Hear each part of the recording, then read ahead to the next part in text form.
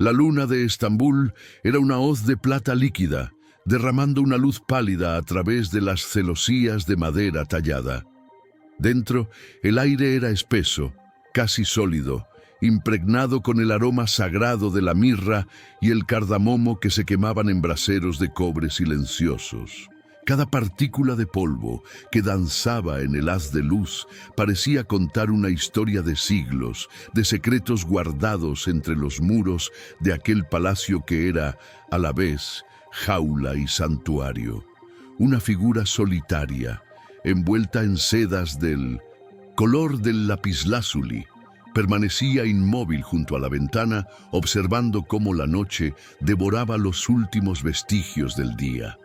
No esperaba un amanecer, sino la llegada de una sombra, un hombre cuyo nombre era una leyenda susurrada con temor y reverencia en los confines del imperio. Ella era el tributo, la paz sellada con un cuerpo. Pero, ¿qué alma se escondía tras el velo de la obediencia? El mármol, bajo sus pies descalzos, era frío como una lápida, un contraste violento con el fuego que ardía en sus entrañas. El vestido, un regalo de su nuevo señor, pesaba sobre sus hombros como un sudario de oro y zafiros, cada hilo un eslabón más en la cadena que la ataba a un destino que no había elegido. Sus dedos, finos y pálidos, recorrían el intrincado bordado de un cojín, sintiendo la textura áspera del hilo de oro, un lujo que arañaba la piel. Era un mundo construido sobre la belleza y la crueldad, un paraíso visual que asfixiaba el espíritu. Dime, ¿desde qué rincón del mundo acompañas el inicio de esta historia? Porque en noches como esta, hasta los muros parecen escuchar. Y te prometo que, si te quedas hasta el final, descubrirás el secreto que esta noche apenas comienza a desvelarse. Su nombre era Elara, un eco de una tierra lejana de olivos y mar salado, un nombre que ahora sonaba extraño en su propia boca.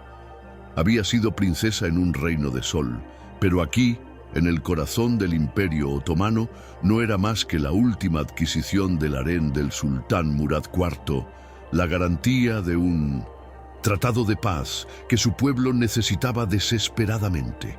Cada joya que adornaba su cuerpo era un recordatorio del precio de esa paz, de la vida que había sacrificado. La habían preparado durante semanas, enseñándole los rituales, las danzas, las palabras correctas. Le enseñaron a complacer a un hombre que era más un dios que un mortal, un hombre que tenía el poder de darle el mundo o de borrarla de él con un solo gesto. Pero nadie le enseñó a olvidar quién era. De repente, un sonido metálico y grave rompió el silencio místico de la estancia. Era el cerrojo de una puerta lejana, una puerta pesada de roble y hierro que solo se abría para él. Elara sintió cómo su corazón se detenía por un instante, para luego reanudar su marcha con una violencia desbocada, golpeando sus costillas como un pájaro enjaulado. Ese sonido no era solo una advertencia, era una sentencia. El tiempo de la espera había terminado. El momento que había sido el centro de todas sus pesadillas y de las esperanzas de su pueblo había llegado. Cada fibra de su ser se tensó, una cuerda de laúd a punto de romperse. El destino caminaba hacia ella por los pasillos de mármol, y no había escapatoria. Luego, el eco de unos pasos. No eran los pasos apresurados de los guardias, ni el suave deslizar de las sirvientas. Eran pasos firmes, rítmicos, cargados con el peso de un imperio. Cada pisada resonaba en el suelo y en el alma de Elara, marcando el compás de una marcha fúnebre o de un himno de poder. Se imaginó al hombre que los producía, un gigante coronado, con ojos como carbones ardientes, una bestia forjada en 1000 batallas, tal y como las historias lo describían. Era el conquistador, el sombra de Dios en la tierra, el terror de Occidente, y venía a reclamar lo que era suyo por derecho de conquista y tratado. Su deber, ella era su deber. El aroma de la mirra se retiró, vencido por una fragancia más terrenal y masculina, sándalo, cuero y un toque casi imperceptible de clavo. Era su olor, un aroma que se apoderó de la habitación antes incluso de que su figura apareciera, una invasión silenciosa que le erizó la piel. Elara cerró los ojos con fuerza, buscando en su memoria el olor del mar de su hogar, el perfume de los jazmines del jardín de su padre, pero todo se desvanecía ante la inminente presencia de Murad. Una sombra larga y afilada se proyectó en el suelo, recortándose contra la luz del pasillo, una silueta que devoraba la poca luz que le quedaba. Estaba en el umbral. El sultán había llegado. Él entró, pero su rostro permaneció en la penumbra, un lienzo de misterio que la luna no se atrevía a iluminar. Elara, que había preparado su espíritu para enfrentarse a un monstruo, contuvo la respiración al notar un detalle que rompía con todas las leyendas. No era la cimitarra enjollada que colgaba de su cinto, ni los anillos que brillaban en sus manos. Era una pequeña y humilde flor de azafrán silvestre, la misma que crecía en los campos de su tierra perdida, prendida con delicadeza en el broche de su turbante, un toque de fragilidad en el epicentro del poder absoluto. ¿Por qué llevaba consigo un pedazo de su hogar perdido? ¿Era una burla del destino o una señal indescifrable? La noche apenas comenzaba. Nos encontramos en el año 1635, en el corazón convulso del Imperio Otomano. El sultán Murad IV, un hombre forjado en la soledad del poder y la paranoia de la traición, gobierna con un puño de hierro que ha devuelto la estabilidad a un imperio que se desangraba por la corrupción y las revueltas internas. Desde las estepas de Persia hasta las puertas de Viena, su nombre es una leyenda.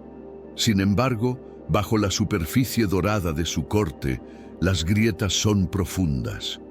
Los genízaros, la élite del ejército, conspiran en las sombras. Los gobernadores de provincias lejanas sueñan con la independencia y la amenaza del imperio safávida en el este es una herida siempre abierta.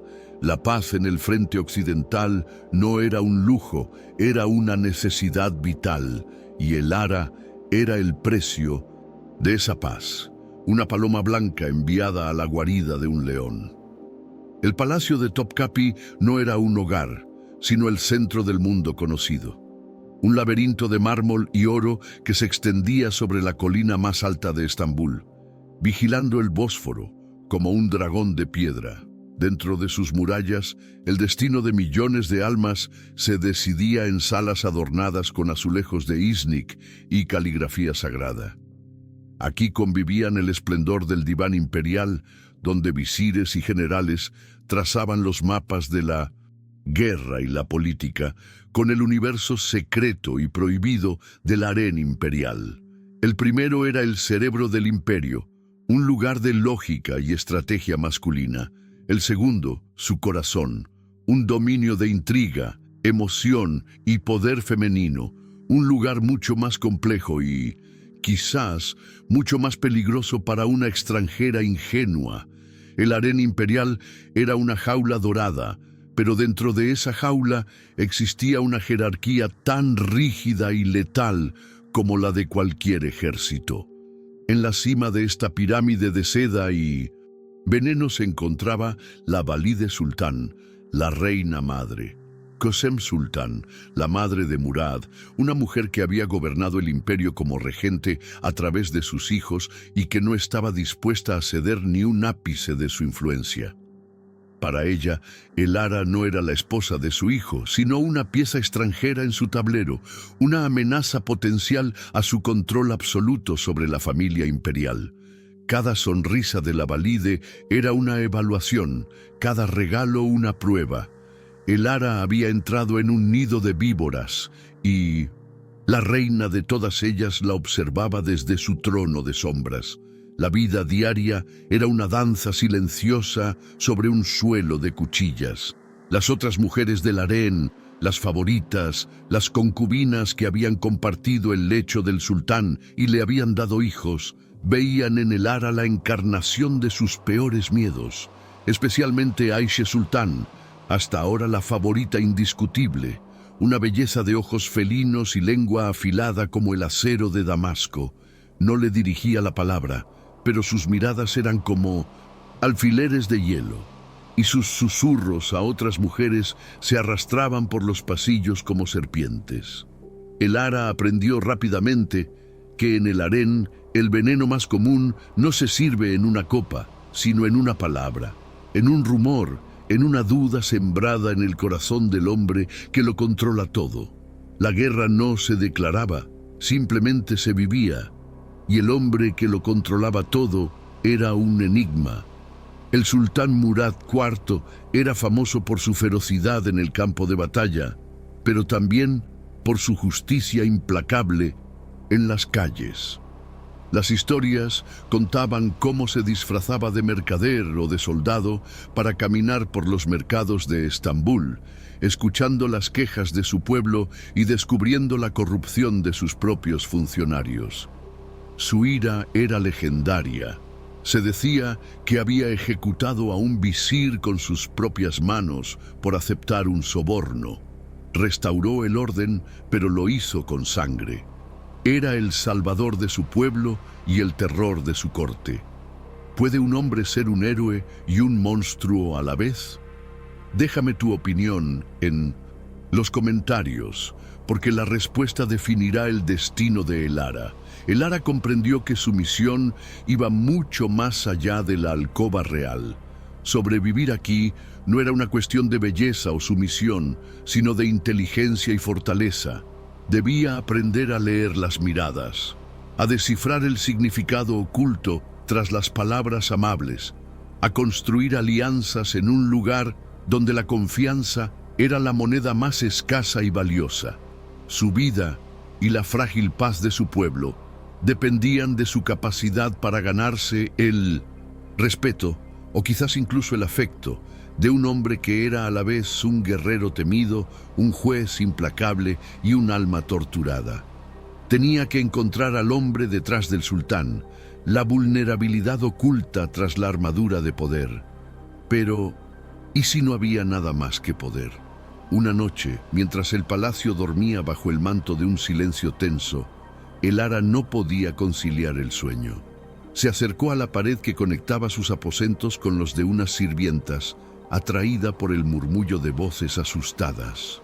No hablaban de la guerra, ni de las intrigas de la corte. Hablaban en susurros temerosos de una pena antigua, de una sombra que ni siquiera el poder del sultán podía disipar. Mencionaron una cuna vacía y un nombre prohibido, susurrado como una blasfemia: el príncipe Bayezid, el hermano perdido. ¿Qué tragedia familiar atormentaba al hombre más poderoso del mundo? El misterio de la flor de azafrán palidecía ante esta nueva y oscura pregunta. La pregunta de Murad quedó flotando en el aire de la biblioteca sin respuesta. No la presionó, simplemente la despidió con un gesto de su mano, una orden silenciosa que la devolvió a la soledad de sus aposentos. Pero algo fundamental se había roto y reconstruido en ese instante. El invisible muro de cristal entre el sultán y su consorte de tratado se había agrietado. La noticia del insólito suceso se extendió por los pasillos del palacio como un perfume venenoso, susurrada de boca en boca por los guardias, los eunucos y las sirvientas. La extranjera había tocado al intocable, había sobrevivido a su ira y de alguna manera lo había conmovido. De la noche a la mañana, El Ara dejó de ser invisible. Se convirtió en un enigma, y en el palacio todo enigma es una amenaza. Las visitas a la biblioteca se hicieron frecuentes, un ritual secreto que los separaba del resto del mundo. Murad no la convocaba a su lecho, sino a su mente. Le pedía que leyera a los poetas de su tierra, que le hablara de las estrellas según la ciencia de Occidente, que debatiera con él sobre las tácticas de Alejandro Magno. En esas horas robadas a la noche, Elara descubrió a un hombre de intelecto brillante, de curiosidad insaciable, atrapado en una soledad tan profunda como la suya. Y él descubrió en ella no solo una mente a su altura, sino un bálsamo para una herida que nunca había mostrado a nadie. Un respeto mutuo comenzó a florecer, una conexión tan frágil y peligrosa como una flor de nieve en pleno invierno. Esta nueva cercanía no pasó desapercibida. Aisha Sultán, que había sentido el frío de la indiferencia de Murad por primera vez en años, observaba desde las sombras, su corazón consumido por una mezcla tóxica de celos y miedo. Su posición, su futuro y el de sus hijos dependían enteramente del favor del sultán, un favor que ahora se desviaba hacia esa pálida extranjera de ojos tristes. Comenzó su propia guerra, una campaña de rumores insidiosos. Susurraba a las otras mujeres que Elara era una espía enviada para debilitar al imperio desde 1907. Dentro, que las extrañas conversaciones en la biblioteca no eran sobre filosofía, sino sobre hechicería, un oscuro arte de su tierra infiel para embrujar al Padishah y doblegar su voluntad. La valí de Qasem Sultan también observaba, pero su mirada era fría y calculadora como la de un jugador de ajedrez. No le importaban los celos de una concubina, le importaba el poder. Durante años había guiado la mano de su hijo, influyendo en cada decisión política importante. Ahora veía cómo una extraña se convertía en la confidente de Murad, ocupando un lugar que ni ella misma había alcanzado jamás, el de la igualdad intelectual. Convocó a Elara a sus aposentos, un suntuoso nido de araña tejido con oro y terciopelo, y la sometió a un interrogatorio velado. Cada pregunta una sonda buscando debilidades, cada sonrisa una amenaza. Quería saber si Elara era una pieza que podía controlar o una que debía eliminar del tablero. El gran visir, Kemankesh Kara Mustafa Pasha, un hombre cuya ambición era tan vasta como el imperio que servía, también notó el cambio en su señor. El sultán parecía más distraído, a veces perdido en sus pensamientos, y su puño de hierro ya no se sentía tan firme. Vio en la creciente influencia de Elara una debilidad que podía explotar. En una reunión secreta, formó una alianza impía con la válide sultán. Disfrazando su propia sed de poder bajo el manto de la preocupación por la estabilidad del trono, acordaron que la influencia de la extranjera era un cáncer que debía ser extirpado antes de que hiciera metástasis. La red de conspiración comenzaba a tejerse alrededor de una Elara completamente ajena. En medio de la creciente hostilidad, Elara encontró un inesperado rayo de luz. Una joven y tímida odalisca llamada Lale, asignada a su servicio, la miraba no con sospecha, sino con una admiración casi infantil.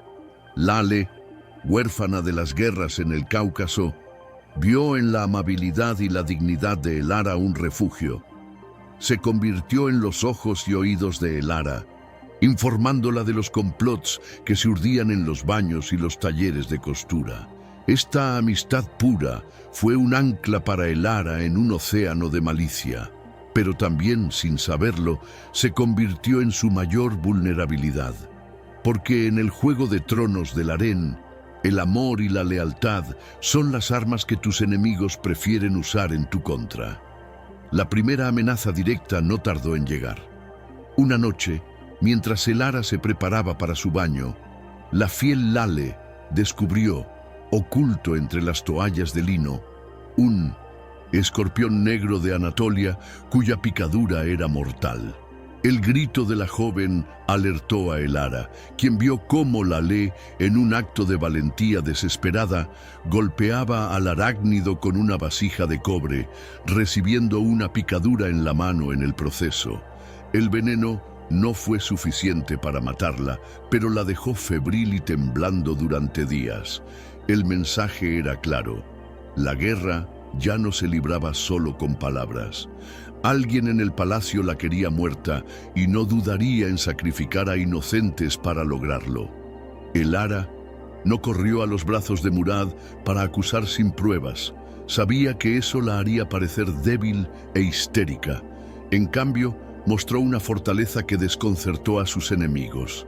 Se encerró en sus aposentos y cuidó personalmente de Laile, aplicando los remedios herbales que había aprendido en su infancia, sin dormir durante días hasta que la fiebre de la joven remitió.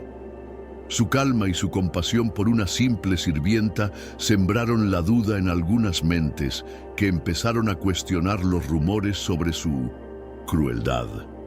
Pero para Aishe y sus seguidoras, esta compostura antinatural no era más que otra prueba de su corazón frío y calculador, o peor aún, de su brujería.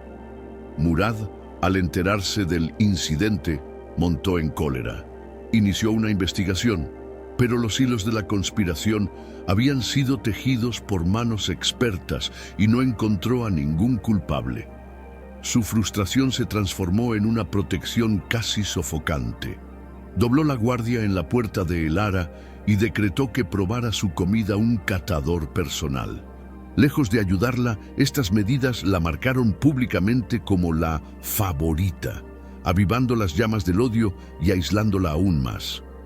Cada gesto de protección de Murad era un clavo más en el ataúd social de Elara, confirmando a toda la corte que ella era el centro del universo del sultán y, por tanto, el principal obstáculo para las ambiciones de todos los demás.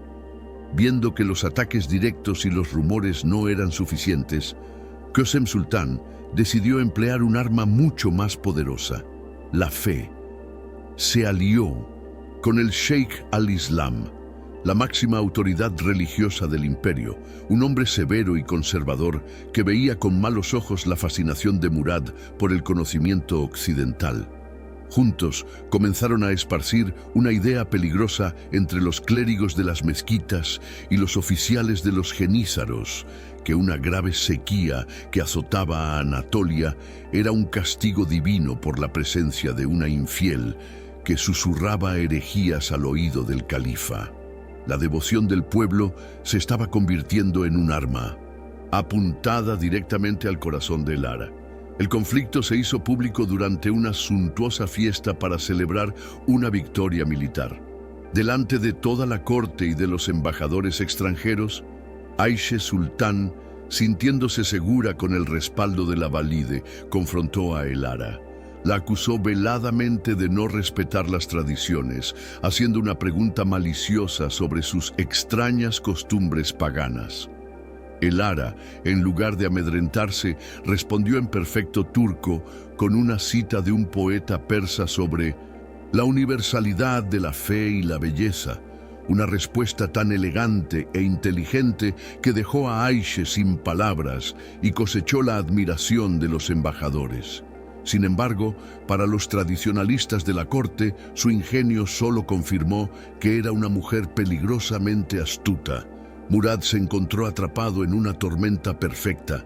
Su amor y admiración por Elara crecían cada día, pero también veía cómo su protección la convertía en un pararrayos para todo el descontento del imperio. Se volvió más irascible y autoritario, aplastando cualquier atisbo de disidencia con una dureza desproporcionada. Sus enemigos, liderados por el gran visir, presentaban hábilmente esta brutalidad como una prueba más de que la influencia de la extranjera estaba nublando el juicio del sultán. Protegerla lo hacía parecer un tirano irracional. Abandonarla era traicionar su propio corazón. Estaba en un jaque mate emocional y político. Fue entonces cuando Kösem y el visir decidieron que era el momento de dar el golpe de gracia. Necesitaban una acusación de la que Elara no pudiera escapar. Un crimen que obligara a Murad a ejecutarla para salvar su propio trono, alta traición. El plan era diabólico en su simplicidad. Usarían el amor de Elara por su patria en su contra, retratándola no como una pacificadora, sino como la más peligrosa de las espías. Solo necesitaban una prueba irrefutable, una que ni siquiera un sultán enamorado pudiera ignorar. La trampa final estaba a punto de cerrarse. Un maestro, calígrafo, amenazado con la revelación de sus deudas de juego, pasó una noche entera imitando a la perfección la letra del padre de Elara. La carta que produjo era una obra maestra de la falsedad. En ella, el rey agradecía a su hija la valiosa información sobre los movimientos de las tropas otomanas y le daba instrucciones para facilitar un ataque sorpresa de una coalición de reinos cristianos.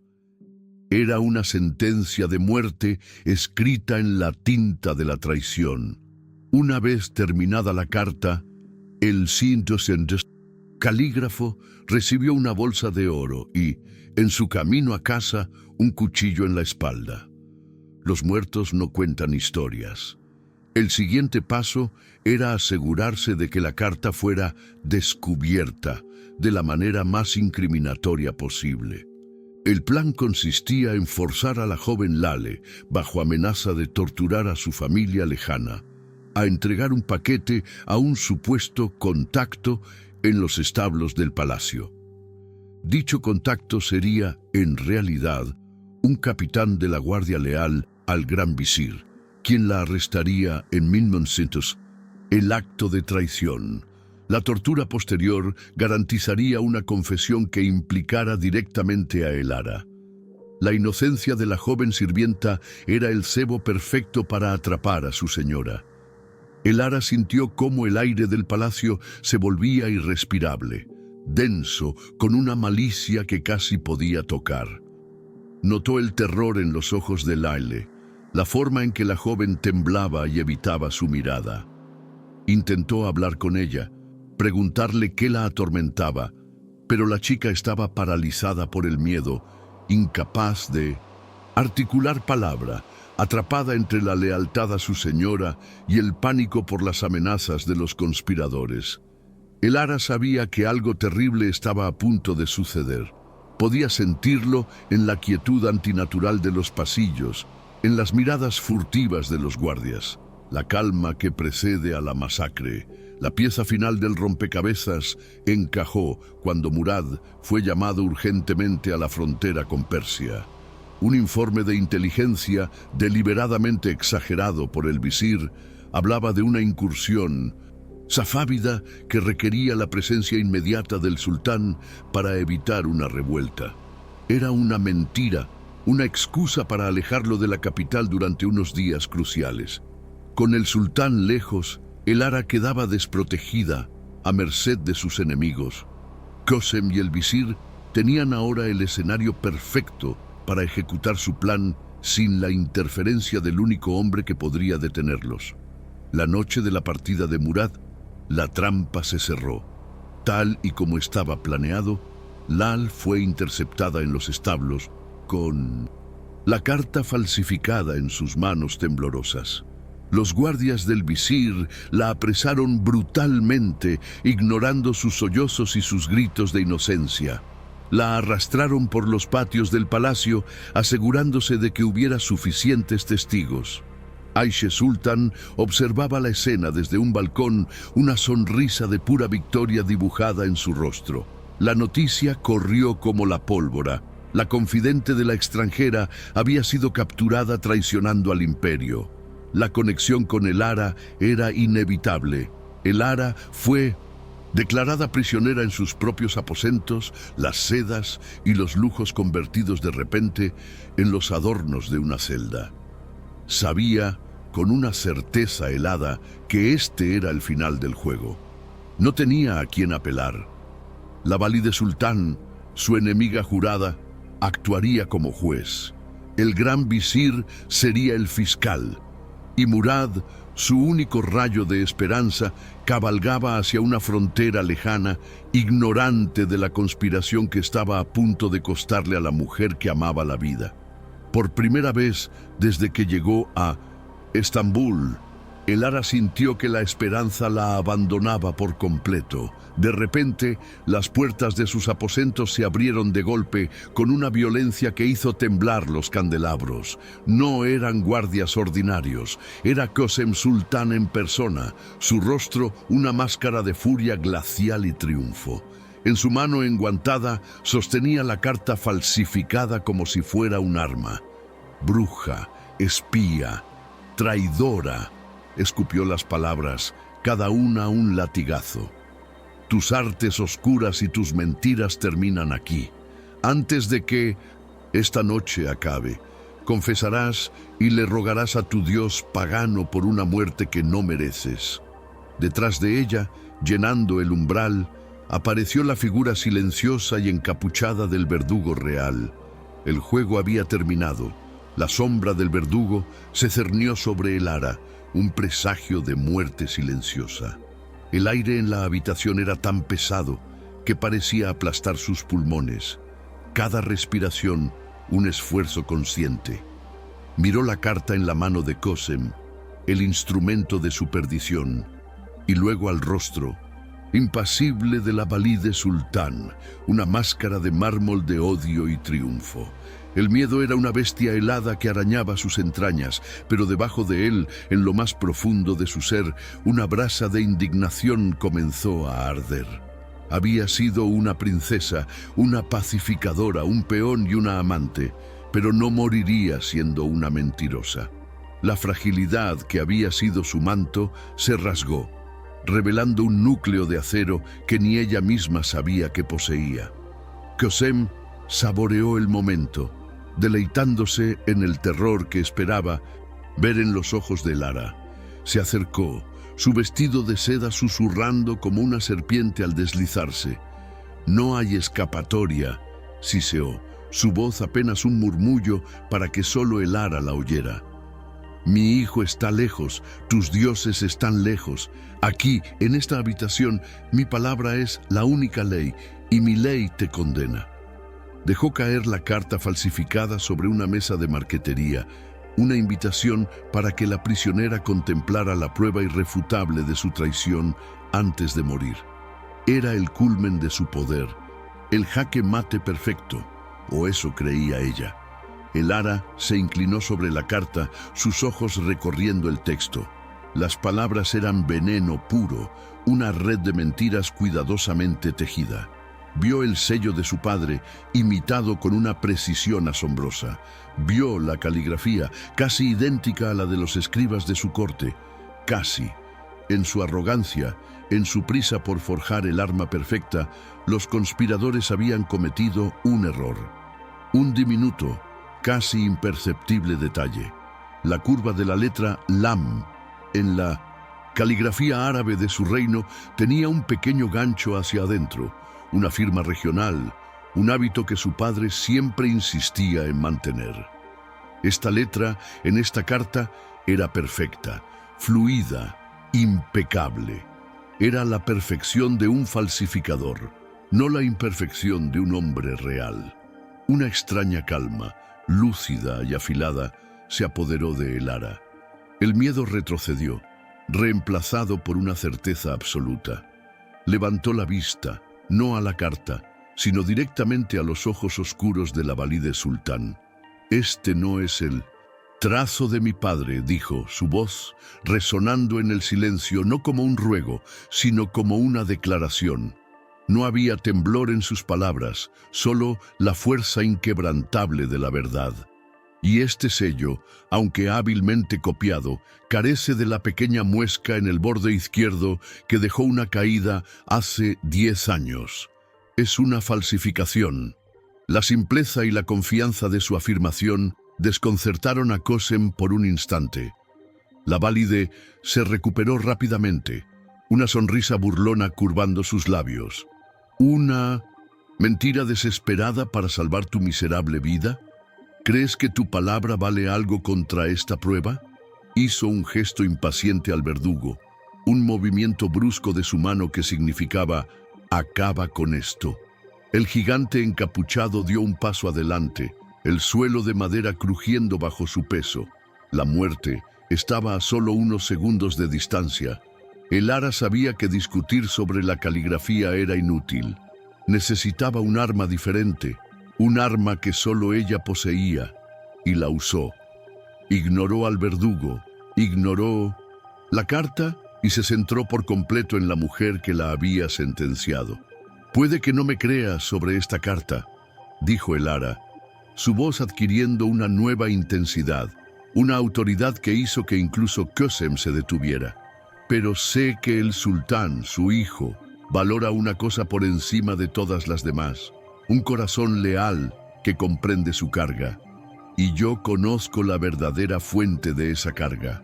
Conozco el nombre de la pena que lo despierta por la noche, sudando y gritando. Ya no se defendía. Estaba dictando los términos de una nueva batalla. Elara dio un paso audaz hacia la válide sultán, invadiendo su espacio personal, un acto de una insolencia sin precedentes. La mujer más poderosa del imperio retrocedió instintivamente, un gesto minúsculo, pero sísmico. Hablo del fantasma que habita en esta casa. Hablo de un caballito de madera y de una cuna vacía, continuó Elara, su voz ahora un susurro cargado de significado. Hablo del príncipe Bayezid. Pronunció el nombre prohibido, el secreto más oscuro de la dinastía, en la cara de la reina madre. Un jadeo colectivo escapó de los guardias. El verdugo se detuvo en seco. El rostro de Kösem se transformó en una máscara de incredulidad y horror. ¿Cómo? ¿Cómo demonios sabía ella ese nombre? Este era el punto de inflexión. Elara había encontrado la grieta en la armadura de Kösem. Su hijo, el Padishah, me confió el peso de su alma, afirmó, mezclando la verdad con una estrategia brillante. Un dolor que nació bajo su propio techo, Valide. Sultán, ahora le pregunto, cuando él regrese y no me encuentre, ¿a quién creerá? ¿A esta carta que yo ya he denunciado como falsa o a la memoria de la única persona en el mundo que se atrevió a compartir su duelo prohibido? ¿Qué le dirá cuando le pregunte por qué silenció a la mujer que conocía el secreto de su corazón roto? De repente, la trampa se había invertido. Elara le había presentado a Kösem un dilema imposible. Si la ejecutaba ahora, la duda quedaría sembrada para siempre en corazón de Murat.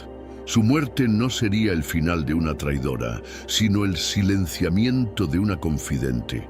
Un acto que su paranoico y atormentado hijo nunca le perdonaría. Si la dejaba vivir, su autoridad absoluta habría sido desafiada y vencida. Por primera vez en décadas, la todopoderosa Kösem Sultan no sabía qué hacer. Se quedó allí, atrapada en la red de su propia conspiración, mirando con un odio renovado a la mujer que había convertido su victoria segura en una derrota humillante. El poder en la habitación había cambiado de manos. Derrotada pero no destruida, Kösem Sultan cambió de estrategia. La ejecución inmediata se había vuelto demasiado arriesgada. En lugar de eso, ordenó que Elara fuera arrastrada de sus lujosos aposentos y arrojada a una celda sin ventanas en las profundidades del palacio, un lugar frío y húmedo reservado para los peores traidores. Acto seguido, envió el mensajero más veloz a la frontera con una carta para Murad que era una obra maestra de la manipulación. Describía el descubrimiento de una terrible conspiración de espionaje, la captura de la culpable principal, Elara, y una confesión completa. Concluía diciendo que, por respeto a su juicio, había pospuesto la ejecución hasta su regreso. Estaba segura de que la evidencia fabricada hablaría por sí misma. Murad regresó a Estambul como un huracán, impulsado por un sentimiento de urgencia que no lograba comprender. Encontró una corte paralizada por el miedo y la expectación. Su madre y el gran visir lo recibieron con rostros sombríos y le presentaron su caso en privado. Le mostraron la carta falsificada. leyeron la confesión firmada por Lale, obtenida tras horas de una tortura que no describieron, y le hablaron de una red de espionaje que amenazaba con entregar el imperio a sus enemigos. Cada palabra era un golpe de martillo, construyendo una jaula de hechos irrefutables alrededor de su corazón. Le exigían la cabeza de Elara, no por venganza, sino por la seguridad del Estado. Se convocó un juicio público en el diván imperial, el gran salón del consejo. Era menos un juicio y más un espectáculo de poder, diseñado para reafirmar la autoridad de la valide y el visir. Visires, generales, dignatarios extranjeros y toda la corte se reunieron bajo las cúpulas doradas. Elara fue conducida al centro de la sala encadenada, con el rostro pálido por su estancia en el calabozo, pero con la espalda recta y la cabeza alta.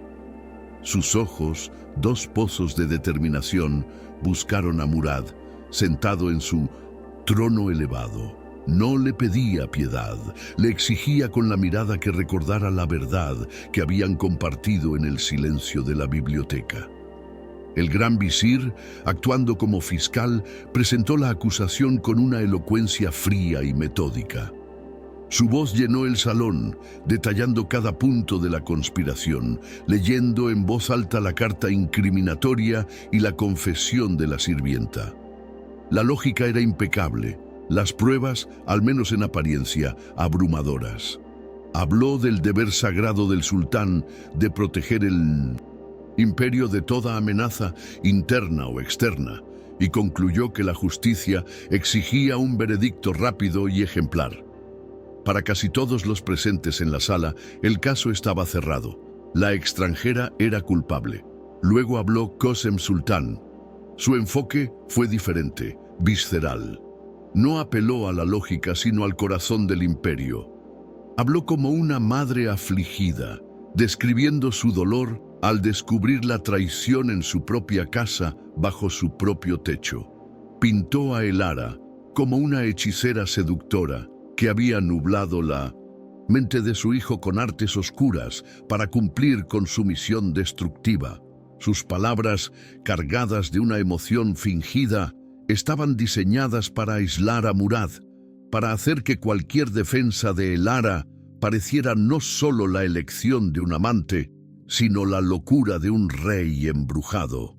Fue una actuación magistral.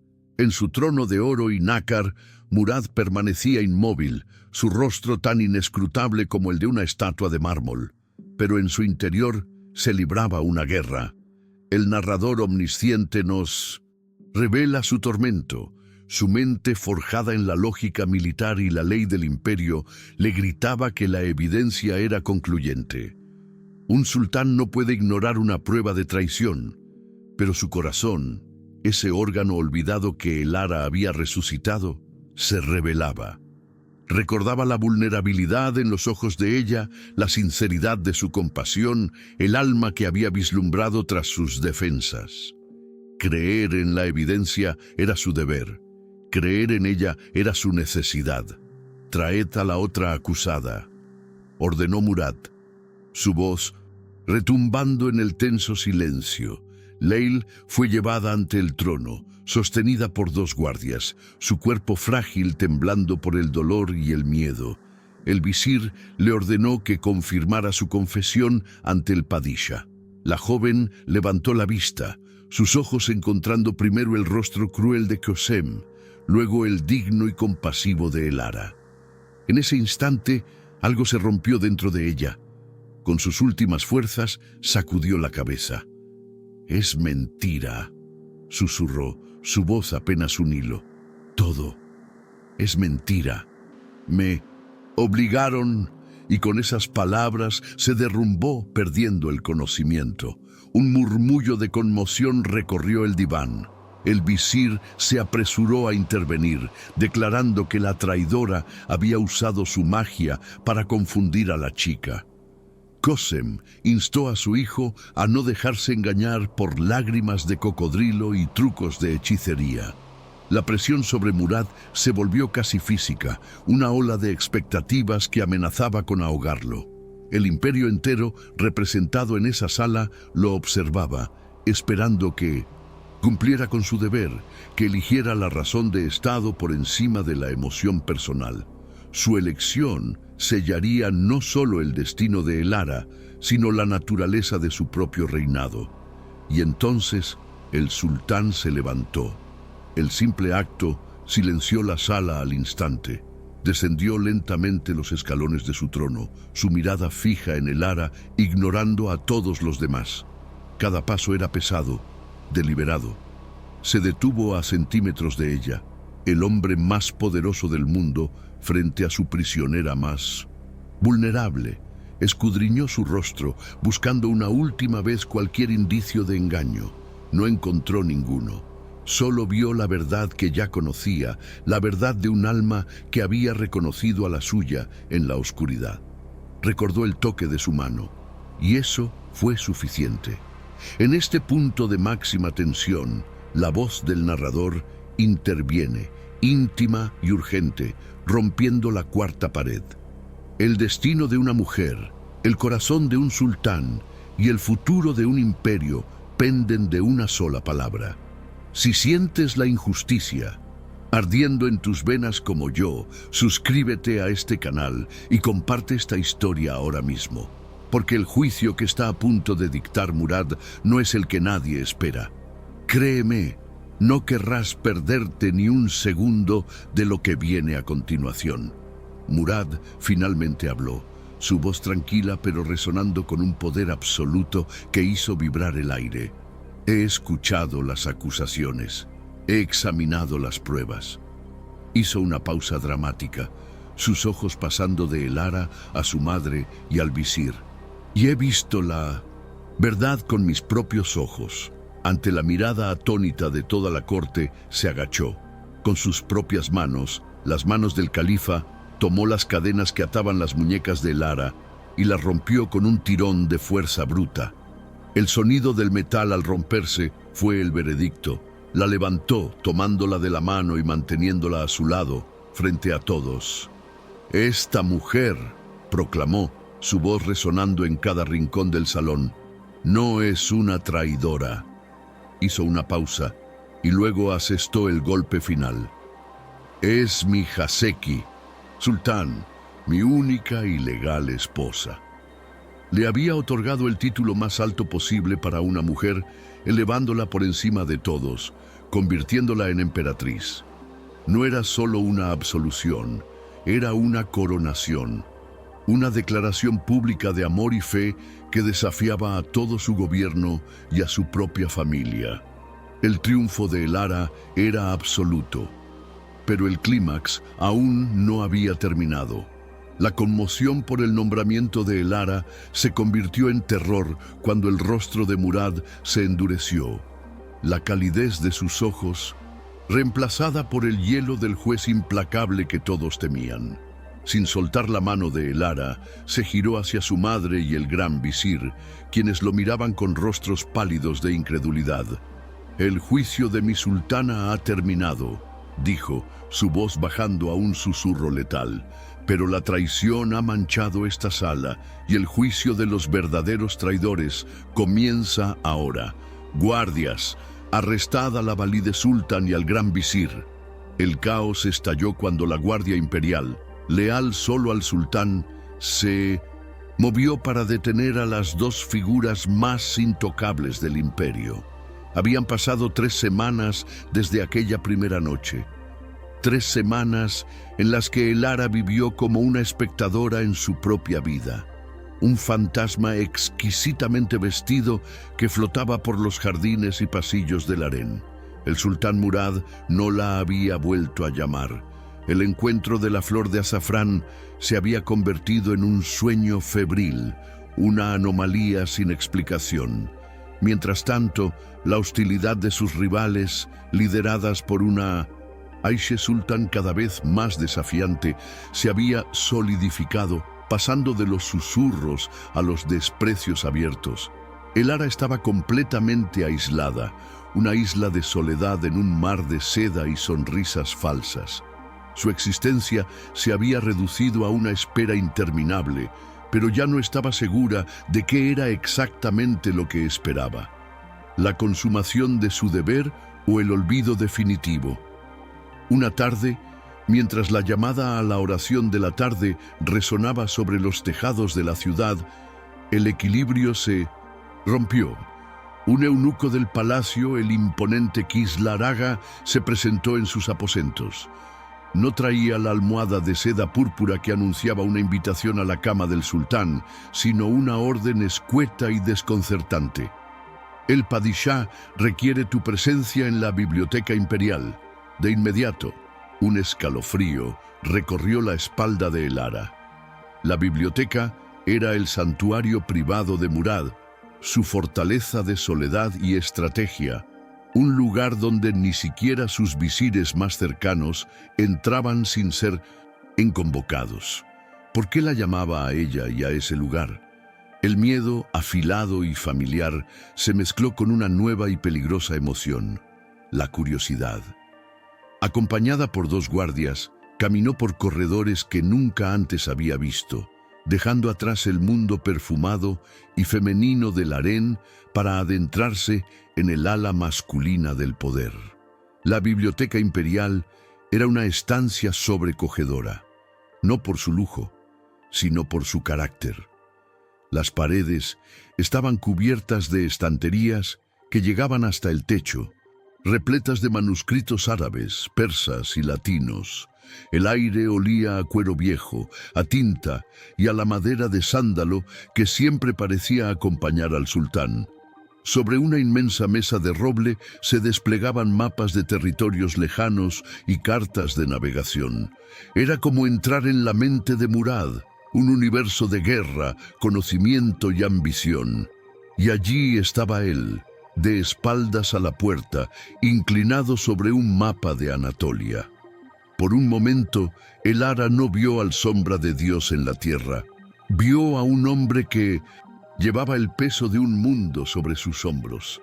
La túnica de brocado oscuro no podía ocultar la tensión de su espalda, la forma en que su cabeza se inclinaba con una fatiga que iba más allá de lo físico. No se había percatado de su llegada, completamente absorto en los contornos de su imperio. En ese instante de vulnerabilidad, Elara sintió una punzada de algo que no era temor. Era una extraña y prohibida empatía por el hombre que era, a la vez, su dueño y su carcelero. Se dio cuenta de que su jaula, aunque más grande y poderosa, era tan real como la de ella. Finalmente, él sintió su presencia y se giró. Su rostro estaba marcado por la falta de sueño, pero sus ojos oscuros ardían con una inteligencia febril. La miraron sin calidez, evaluándola como un general evalúa a un soldado. Me informaron de que tu educación no fue la de una simple mujer, que lees las lenguas de los infieles, dijo. Su voz era grave y no admitía réplica. Señaló un manuscrito abierto sobre la mesa. Un enviado veneciano me ha traído este galimatías. Quiero saber qué secretos o mentiras contiene.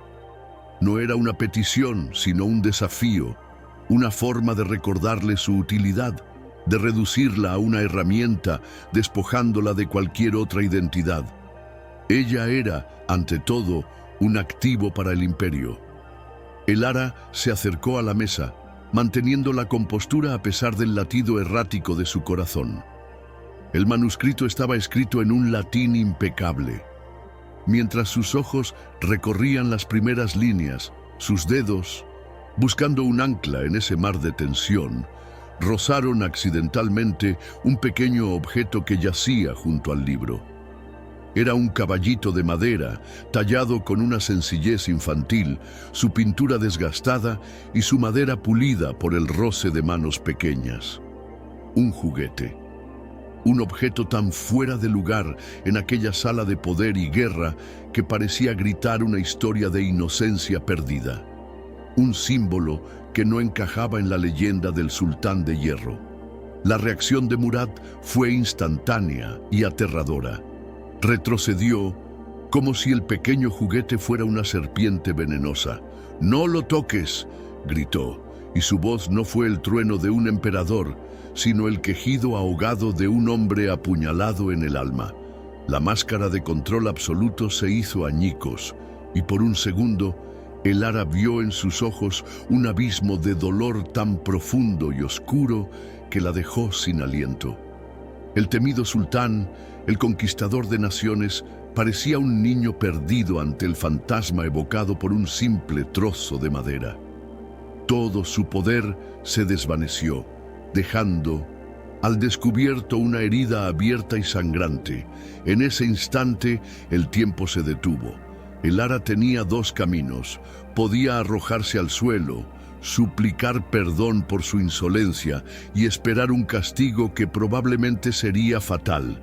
Era lo que cualquier otra persona en su posición habría hecho. Era lo que las reglas y el miedo dictaban. Pero su corazón, su instinto, vio algo más allá del sultán. Vio el dolor de un padre, la pena de un hermano. El susurro de las sirvientas sobre el príncipe perdido volvió a su mente con la fuerza de una revelación. Aquel no era el juguete de un niño cualquiera, pertenecía al fantasma que atormentaba a Murad, y entonces hizo lo impensable. Desafió un siglo de protocolos, ignoró el instinto de supervivencia y obedeció a un impulso más poderoso, la compasión. En lugar de retroceder, dio un paso adelante, levantó la mano, no para suplicar, sino para consolar. Con una lentitud deliberada, un gesto que parecía durar una eternidad, posó su mano suavemente sobre el antebrazo de Murad, donde el brocado cubría un músculo tenso como el acero. Un simple toque, un gesto prohibido que cruzaba el abismo infranqueable entre un súbdito y su soberano. Un acto de pura conexión humana en el lugar más deshumanizado del mundo. El silencio que siguió fue tan denso que podría haberse cortado con un cuchillo. Elara sintió el temblor que recorrió el brazo de Murad, una sacudida eléctrica de sorpresa y furia, o quizás de otra cosa. Los guardias apostados en la puerta emitieron un jadeo colectivo y sus manos volaron a las empuñaduras de sus cimitarras, sus ojos fijos en el sultán, esperando la orden que acabaría con la vida de la insolente extranjera. Podía sentir sus miradas como quemaduras en su piel. El palacio entero pareció contener la respiración, esperando la explosión de ira que todos sabían que debía llegar, pero no llegó. Murad no se apartó, no gritó. Bajó la vista hacia la mano pálida que descansaba sobre su brazo, tan pequeña y frágil contra la tela oscura de su túnica.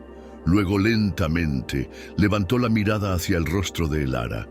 Buscó en sus ojos cualquier rastro de ambición, de miedo, de artimaña, pero no encontró nada de eso. Solo vio una empatía tan profunda y sincera que lo desarmó por completo.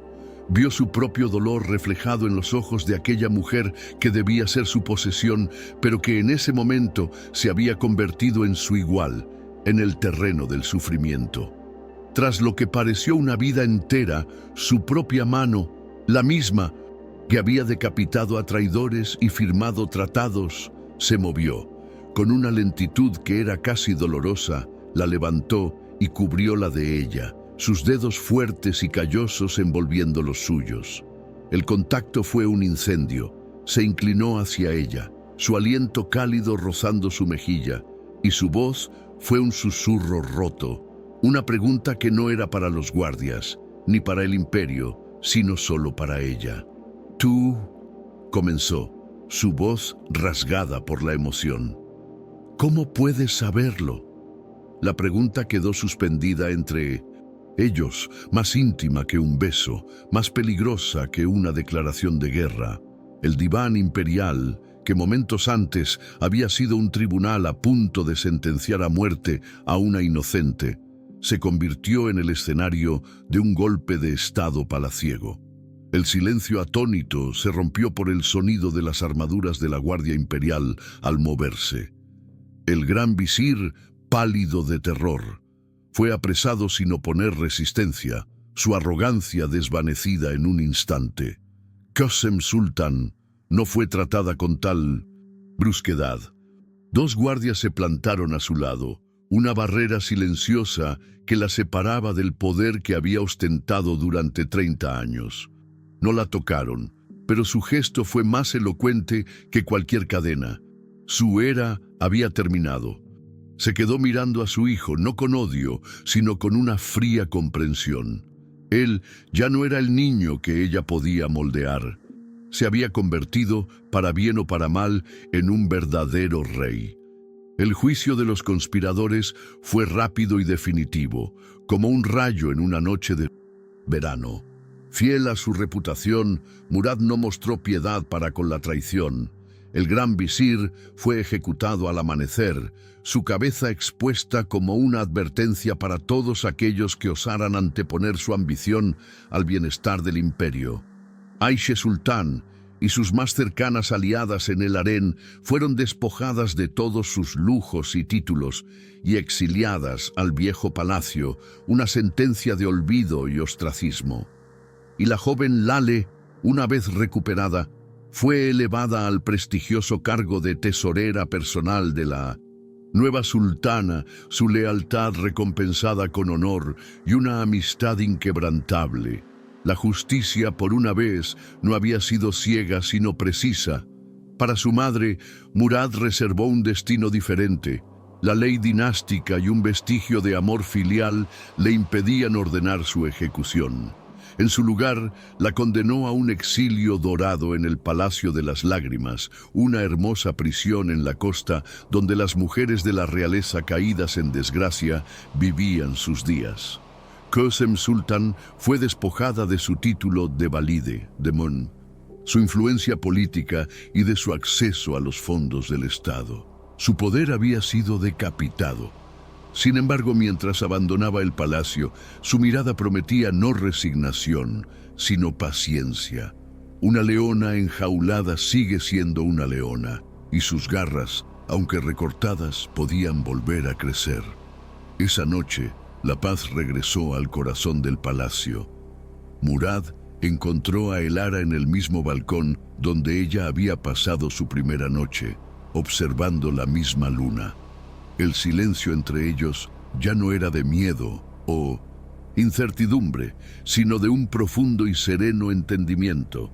Sin decir palabra, él tomó su mano y deslizó en su dedo un anillo con una esmeralda del tamaño de un huevo de paloma, el sello de la Haseki Sultán. Fue entonces, bajo el manto de estrellas, que finalmente le contó la historia completa del príncipe Bayezid, su hermano menor, asesinado durante las intrigas que precedieron a su propio ascenso al trono. El caballito de madera era el último recuerdo de una inocencia que la política había masacrado. Elara escuchó, su corazón desbordándose de empatía. Cuando él terminó, las lágrimas brillaban en sus ojos, no de piedad, sino de una profunda conexión. No le ofreció palabras vacías de consuelo.